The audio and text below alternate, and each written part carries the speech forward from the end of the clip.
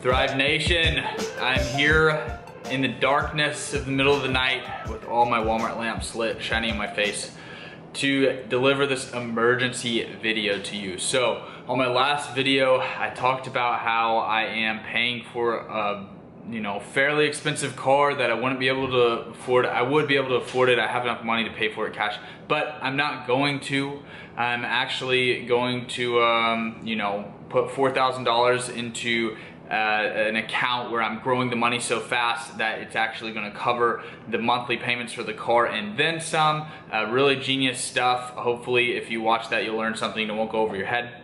But somebody was commenting in it and we're going back and forth, and they just didn't understand how debt can be used to your advantage, how you can leverage your debt to help you ultimately on your road to financial freedom, cut corners and get there faster. And let me tell you guys, I'm telling you guys right now, 99% of self-made multimillionaires, people that went from, middle class to lower class and they are multimillionaires now, they have successfully leveraged debt. Leveraging debt it gives you such an advantage as an entrepreneur. And it's tough to say that without people giving you weird looks, because you've probably been taught your entire life, stay away from credit cards, stay away from car payments, stay away from, high mortgage rates and all these things where you're just so trained, no debt, it's bad. Like, okay, look, I'm gonna break this down real simple. I'm gonna get straight into it. If you are paying for a car payment, let's use that as an example. You are paying to borrow money. Ultimately, the bank is paying the dealership for the car, and then you're paying the bank, the lender in this case, you're paying them the amount that they paid for the car plus interest. So interest is the fee that you're paying for their service, for their ability to buy that car for you. You are paying them a fee. Now here's the deal. Let's use nice round numbers for this example. Say it's a $25,000 car, and let's say it's a low interest rate like car rates are right now. Let's say it's around 3%, which is relatively low. If I have $25,000, I have two options. I can, I probably have more than two, but let's say I have two options. I can buy the car for $25,000. I now have a car. Guess what I'm gonna have 5 years from now? I'm gonna have a car. 10 years from now, I'm gonna have a car. I can also, and this is what I teach people to do, this is what any intelligent, business-minded person would tell you to do. Use the bank's money, take that $25,000, don't go blow it, don't spend it on Xboxes and big screen TVs, don't blow it now. Save it and invest it, put it in an investment account where it will grow at a rate higher than 3%.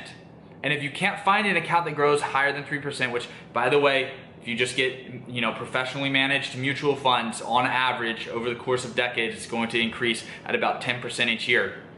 So you have if you borrow the bank's money, you're gonna owe them 3%. But with the money that you now hold in your pocket, you can invest it and make 10%. Meaning that you're actually going to make 7% with your money. Like, if someone gives you the advice you should pay cash for things, like they're just completely disregarding the value of holding a bunch of money in your pocket.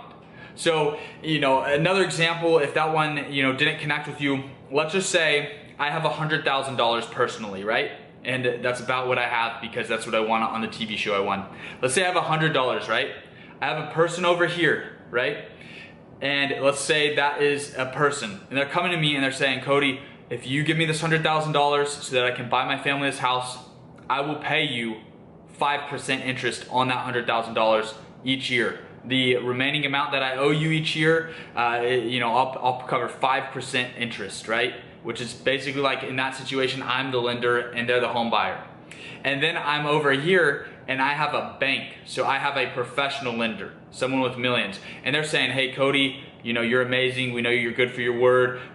You have great credit, yada, yada. We will let you borrow $100,000 for 1% interest rate. All right, this is just an example. They wouldn't do that, but let's say 1%. So in theory, what I can do is I can actually say, okay, I'll take your $100,000 for 1%. I'll take it, I'll give it to this man who I trust, and he will pay me 5%. So yes, I will owe the bank 1% each year, but I'm getting payments from this man that I'm lending to. I'm getting 5%. So I'll take his payments, I'll put them straight to the bank and pay my payments, and I will pocket 4%. So I'll make profit. And essentially that's what I'm doing, you know, if relating that to real life, what I'm doing is the money that I didn't put down on my house, because I put down as little amount as I could on my house. You know, I borrowed as much money as I could for the house at 5%. I know that the stock market on average will return 10%. So instead of putting all my money into that house, I put most of my money into professionally managed mutual funds, and it's going to grow at a rate higher than 5%. So instead of saving myself from paying 5%, I'll say, okay, I'll take on the 5%, that's low enough, and I'll make my 10% here. And then obviously I put a portion of it into eBay, because eBay, I'm confident that I can make, you know, 50% returns on, there's a ceiling to it, or else I'd put all my money into eBay, but I can make 50% returns on, you know, $10,000 investments every single month. So over the course of a year, I can do, you know, 1,000% return on a smaller amount of money. It's just insane. But I hope that something I said in this video connected with you.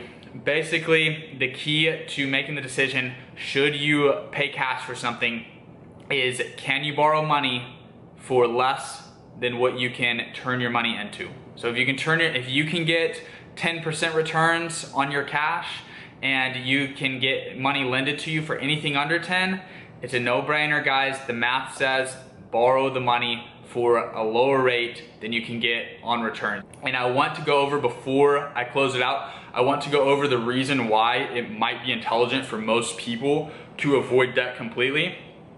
That is because I would say 90 to 95% of Americans in society today in 2018, they don't have the discipline to actually invest their money and get those higher returns on their cash. What they would do if they borrowed money for a car instead of paid the cash is they would go blow the money. They wouldn't invest it and get the 10% returns. They would take on the debt and owe the interest to the lender, and then they would just blow their money. So in that case, if you're not disciplined and you don't know what you're doing and you can't refrain from spending money when it's accessible to you, then yes, it's the safe bet to put as much money down on the house, put as much money down on the car if you're buying. That's the only way though. If you have self-control and you truly understand, you know, personal finances and, you know, any of this stuff at all, you want to borrow people's money for less than what you can get in returns for your money. So that's it for the video, guys. Thank you so much for watching. I hope it helped you out. If you need me to explain in more detail or just a different way, I totally understand. It's kind of a hard concept to grasp. So just comment any questions you have in the comment section below. And as always, guys, have a great day. College educated, she graduated. Any bill she can't front, her parents paid it. The show was far, you the only one.